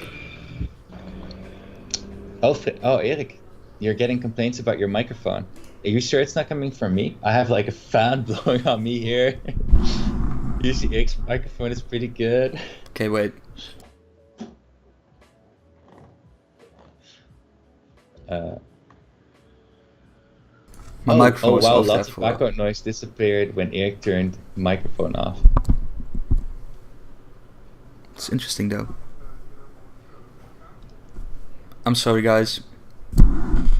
Maybe it's. You know what it is probably. OBS is taking the raw input from your microphone. I mean, plus all the whatever snowball filtering there is, but they're getting the Skype input from my side, and Skype like does a bunch of filtering as well. Okay. I don't have any gain on my mic. I even load my mic. But I can lower it more for you guys and just whisper. Hey, it's free real estate. No, I'll figure out for the next stream how to fix my audio. Sorry for the inconvenience. Using Skype in 2018, believe it or not, it's the only and best option to do this kind of duo stream stuff. We tried Easiest option. We tried Discord. We tried Slack. We tried Appear In. We tried it all. We've done it all. Yeah.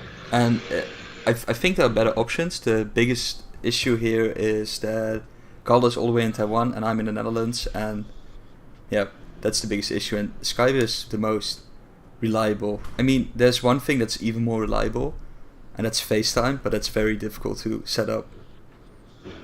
Oh yeah. I mean, I should use a Mac then for the stream.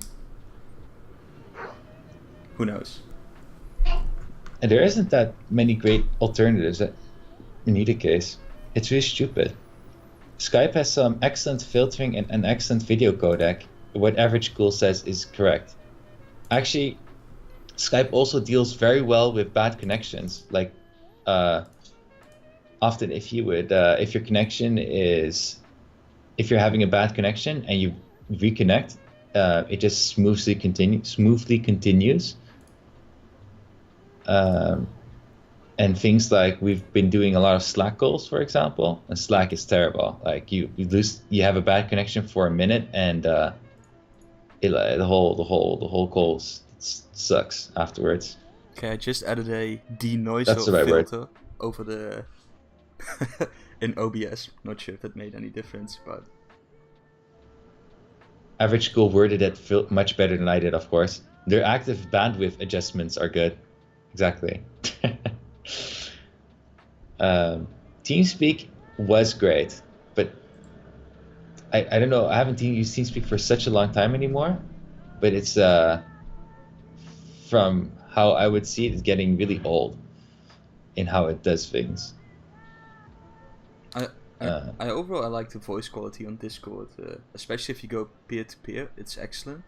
I mean, on some Discord server it's a little bit different because depending on where your server is, the quality sort of falls behind, but overall I'm very pleased with Discord, what it does. But let's not stray off topics, and yes, let's go to because now I go back to the partnership stuff. Yes. Okay. So we went into a partnership with Seasonic, okay?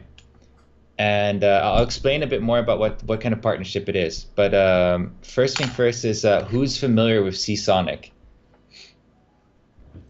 Seasonic, is that a company that does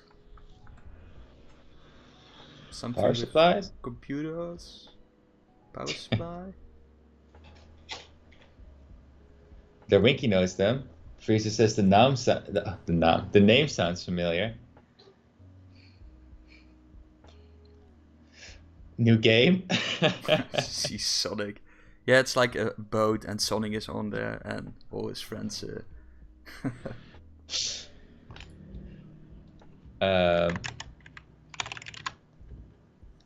No. So, okay. Isn't that a B2B company delivering to other big brands? Yes, kind of. Okay. So the Winky's closest. Devil Cup is also correct. So basically, Seasonic is a power supply company. Okay, they have the Seasonic brand, which has consumer products and the consumer brand Seasonic. But they are also an OEM manufacturer for power supplies, and they make the power supplies for nearly all of the major brands, like Corsair or Cooler has their own factories, but like Corsair. And Be Quiet, I think, also. Be Quiet, I'm not 100% sure. Doesn't But matter. I think also Be Quiet, but doesn't matter. Point being is Fraser's now just copying the first thing that Wiki says, of course. The point, though, in the end is that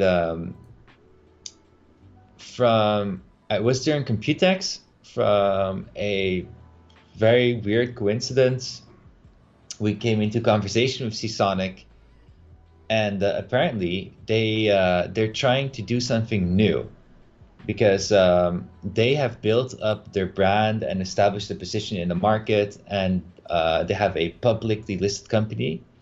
It's listed in Taiwan, the Taiwan Public whatever exchange market exchange, and I don't know how to say this exactly, but they wanted to start doing new things, just to put it that way.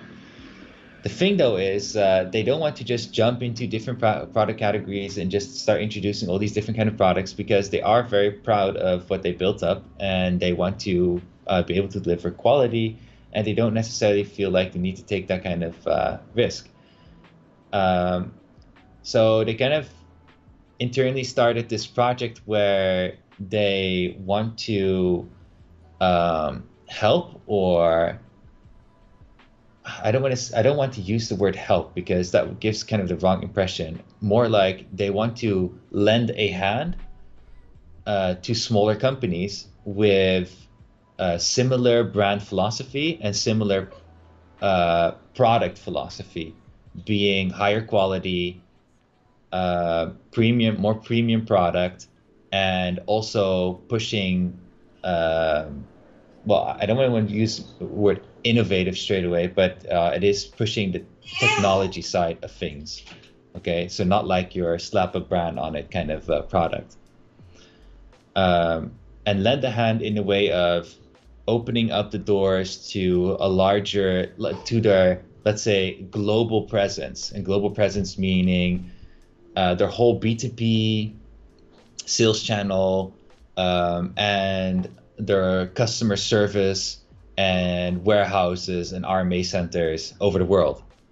Okay, so they approached, like, we got into a conversation. They approached us with this proposal of, hey, we can work together, where we can offer you this. We can help build up your brand. We can help you get into more sales channels and really build up the brand, the product, because we really like what you're doing, and we really feel that your brand and your product philosophy really fits with that from us, according to Seasonic.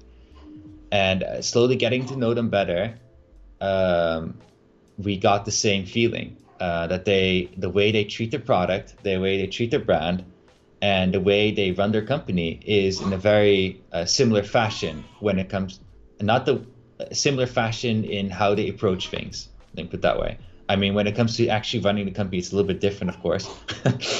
Very stark difference between what we're doing and what they're doing.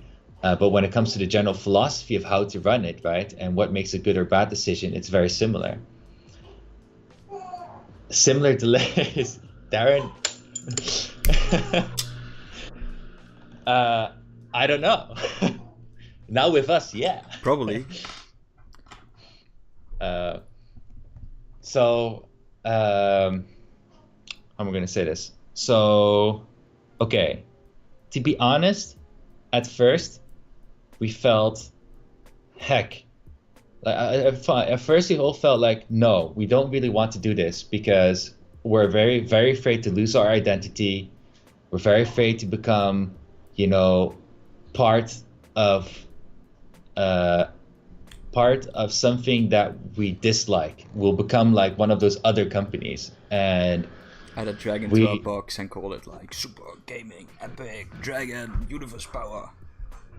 Yeah, exactly. And even worse would be that they would be all of a sudden carrying our sales or working very hard on our brand and sales and then start demanding us to make huge changes and change the things how we do things. And sometimes how we do things is not a profitable thing. Sometimes how we do things is a long-term thing. It's a community thing. It's a we feel good about this thing. It's a thing that we feel is important for the long term of things. It's not necessarily a profitable thing. Um, so that was one of the biggest fears. The second fear was also expectations. We didn't want the situation to be like, okay, you work together with us and all this, and you're going to produce a bunch of keyboards, and then you want to sell them all out within 6 months and churn a huge profit, and then when the situation happens to be that those keyboards are not selling that fast and not selling that great, right? That all of a sudden they decide, okay, you know what, this is not working out because we can't, make the profits that we're expecting, and we're just going to dump the product. If that makes sense to you guys. And that's very, very important to me because the reality is it's not like we have like this gold nugget here and it's selling like crazy everywhere, right? And everybody's grabbing their chance to get a piece of the gold, right? It doesn't work like that. That's not what the situation is. And if that would be the situation, we would never consider even working with somebody just like that, because why would we at that point? Okay. Instead, this corporation is really about they are able to help us keep getting sustainable growth and keep how I'm going to say this, help us get sustainable growth and take a big workload off our hands, which is building up all the sales channels, maintaining them, and doing all the, like, let's say, standard crap that comes with it. And we notice from the past with a couple of distributors that we worked together, like mainstream distributors, what that meant and what was required. And we really didn't like it. And that's also why we don't work with them anymore, because we couldn't deal with that kind of stuff. Wasn't in our ID. It wasn't in our expertise to work with that kind of stuff, and it took a lot of time. And the thing that we want to do is focus on our mission to make analog input keyboards the standard, and we want to focus on making product, right? And we want to be doing this kind of stuff, right? We don't necessarily want to be the ones constantly talking with a distributor, negotiating the next order or deal or checking on their stock. And we had this one distributor, like every month, we just had to check their stock because there was no way we could log in somewhere, check a number, and then help do a forecast or something. No, we had to check their stock like all the time, and then kind of figure out like, oh, how much do you need, or how well is it going? Oh, maybe your sales are not going too well. Should we do like special promotion? Oh, let's do rebates, blah blah. All this kind of discussion, and it's really, it really takes, we're just a very small company, it's very ample time. And it just takes away all your focus, which could have also been spent on, let's add a wrist rest to the Wooting keyboards. Hey. No, that's a cheap shot, but I guess one of the reasons why we even started with Wooting is because we hated the whole world, how it worked with sales and channels and distributions and stuff, and we thought like, hey, we could do it better. And once we realized when we were making this product and selling it, is that you actually need this partner to get a better global presence and more trust out of it. But what we never knew is what we could expect from these partners, and most distributionists, I hate to say it, but they're just box movers. They want to buy something for this amount and they want to sell it within this time period, and if it doesn't work, if it doesn't sell, they dump it and they're over with. And as long as it works, they continue it and they'll push you forward. And that's why we had to do a lot of also sales and marketing and everything. And like we said earlier during the stream, marketing and sales is like our weakest part of our whole company. Even though we have some even though we have some cool ideas and we like to think about marketing, most of the time we don't have the big budget for it or to make a big enough impact as we want it to be. And together with Seasonic and their sales channels they already developed, and with their knowledge of marketing and sales, they can really help us. And they also... Man, I'm just... I'm surprised that, because he's using the snowball, but I'm surprised because usually his audio is pretty good. Most of the time, most of the time Calder's crappy, but it doesn't matter for now. I'll look into it and make my audio better for the next stream. But this is like a thing that Seasonic really can help us with and help us grow in a reasonable way.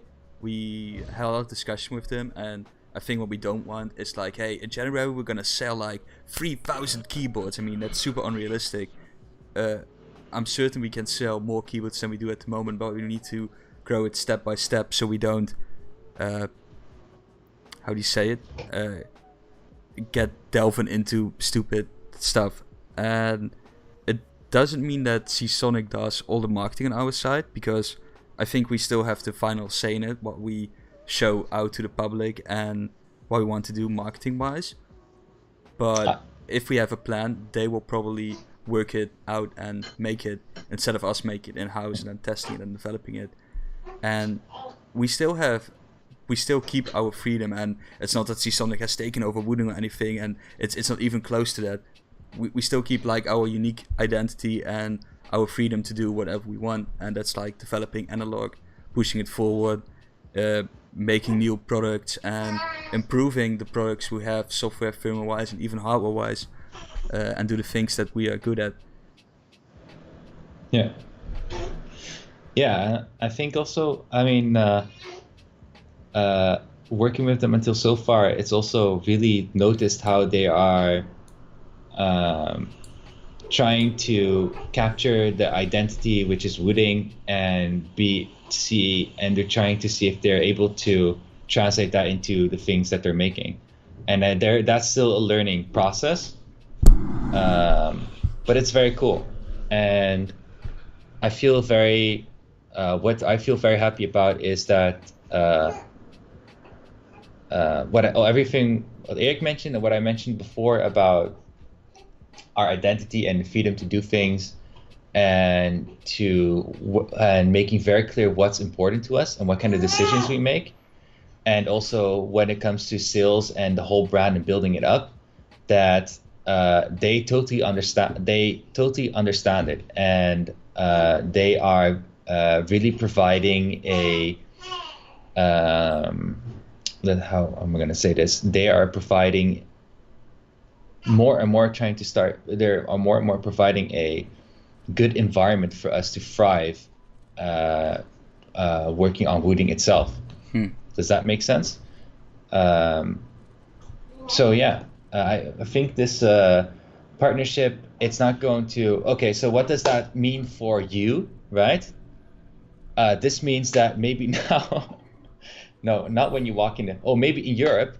Now in Europe, maybe when you walk into a store, right? Maybe you will see a Wooting keyboard there. I don't think it will be. I don't think that will be the case very fast. Always bring your puller, because if you see a Wooting in a store, that means you have free switches. No, I don't think we're going to see it in a physical store that fast necessarily, but you will see Wooting keyboards will be selling at more different places, or that should be the situation. To be very honest, I feel that we personally already are available at quite a few places in general, and we're able to deliver in quite a few places as well. But now things like Russia, for example, we might be selling through a distributor in Russia, and maybe we'll soon start to finally have the Azerty French layout, for example, right? And that's and those kind of things we would not be able to do without them. So I think another big issue is, and it's sort of unspoken, and I don't think not that many people know about it, if you work with a distributioner, most of the time you say like, okay, you can buy this amount of keyboards, and let's say they'll purchase 500 keyboards from you, which is a lot, and that's amazing. And then they tell you like, okay, we do it FOB Hong Kong, and the payment terms are 90 days on arrival. So what it means, we have to produce the product, send it to Hong Kong, and they'll make sure that they pick it up by boat, and that will take probably another 4 to 6 weeks before it's somewhere in their distribution center. And then we still have to wait from that point on 90 days before we get a payment. And that's how most of these big distributioners work, because they first want to start selling it and earning their own money back instead of giving the money away and hoping that it will sell it eventually. But what it means for us, that most of the time the manufacturer where we manufacture our keyboards, they want to get paid also within a certain time period. And then there's like a period of 3 or 4 months that we just don't have any cash flow going on because it's all gone, and that's really really difficult for a small company. And this is also a thing that Sonic can carry for us, which is amazing. Yeah, that's also a very big burden. And also, I mean, the whole reason having the Wooting 2 Kickstarter, for example, is it's for 2 parts, right? First part is to finance the mold, right? Financing that mold is a very, very, very expensive expense, okay? You're talking about at least $22,000, and that's not all of the parts, right? That's just for the initial mold, okay?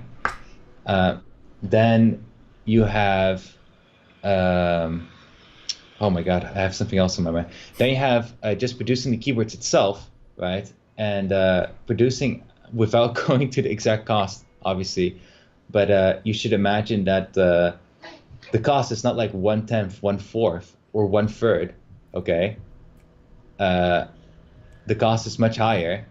That times 1,000, okay? That's a big expense for production, and and that is something we would not be able to afford on our own at all. At this stage. At this stage, yeah. So that would only that's why, in retrospect, if you would look if you're going to start, okay. So here's a big tip, okay? If you're going to start your own company and want to sell something unique or something fun, right? Go for a low-cost item, okay, and build your way up. And once you have enough cash flow, build a high-ticket product, okay.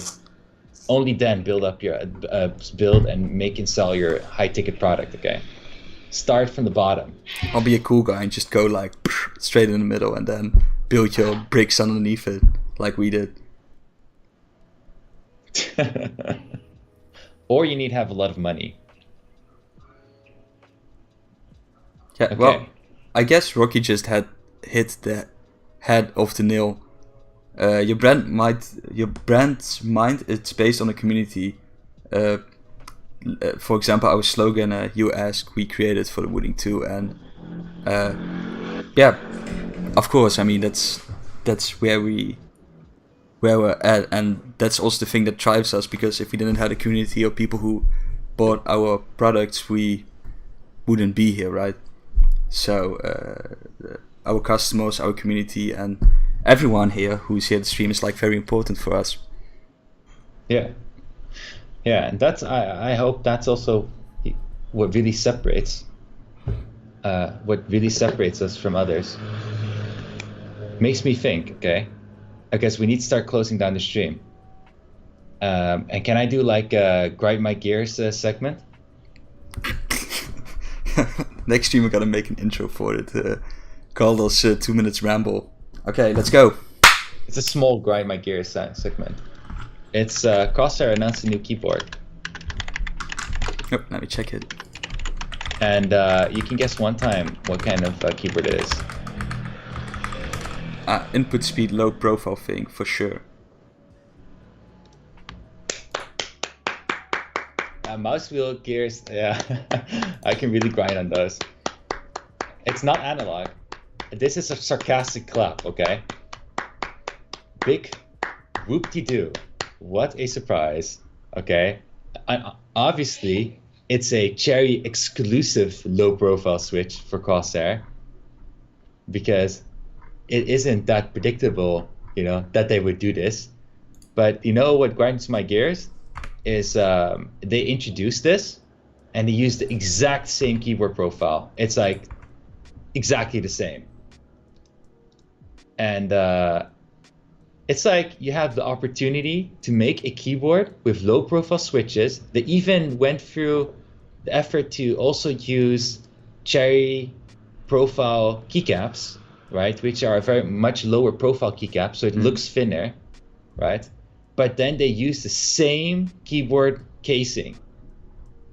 I'm like, come on, that's a real cheap move for such a company. Correct me if I'm wrong. I think they are one of the top sellers of mechanical keyboards, and this is such a cheap move. Exactly the same keyboard design and profile, using now the low profile switches, and it's like their new speeds switch, blah blah blah. That's reusage of old molds. Profit margin is win. Exactly. And they've been using the same design for years. And you know what? Of course, I can't blame them, right? From a business perspective, it's a smart, profitable thing to do.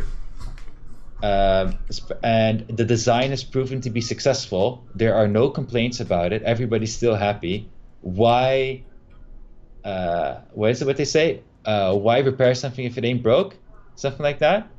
Why fix it if it ain't broke? Don't reinvent the wheel. And don't reinvent the wheel, right? But come on. To be honest, I feel if you're going to do low profile switches, please go through the effort of actually introducing something that fits with it. And this more feels like, okay, we had this keyboard which was promoted on being fast and having short distance, travel distance. Shit, now we have the low profile key switch, which is even faster. So let's just swap it out for the lower profile one. And now this is our new super fast keyboard. There we go. So, those were Calder's 2 minutes. Let's do also a new topic each stream. Somebody can say goodbye to everyone on the stream. Just type it down and I'll display it. That's the final question. Boom, boom. Well, it was a great stream. To recap it all, we went through the coded contest voting stage. So everybody still has to vote, and don't forget to vote because it's cool. We broke switches. We talked about our partnership with Seasonic, which is pretty amazing, and we talked about the Wooting 2 and that there is maybe a delay. Yeah, so blog will be coming out tomorrow, I'll just say. Tomorrow.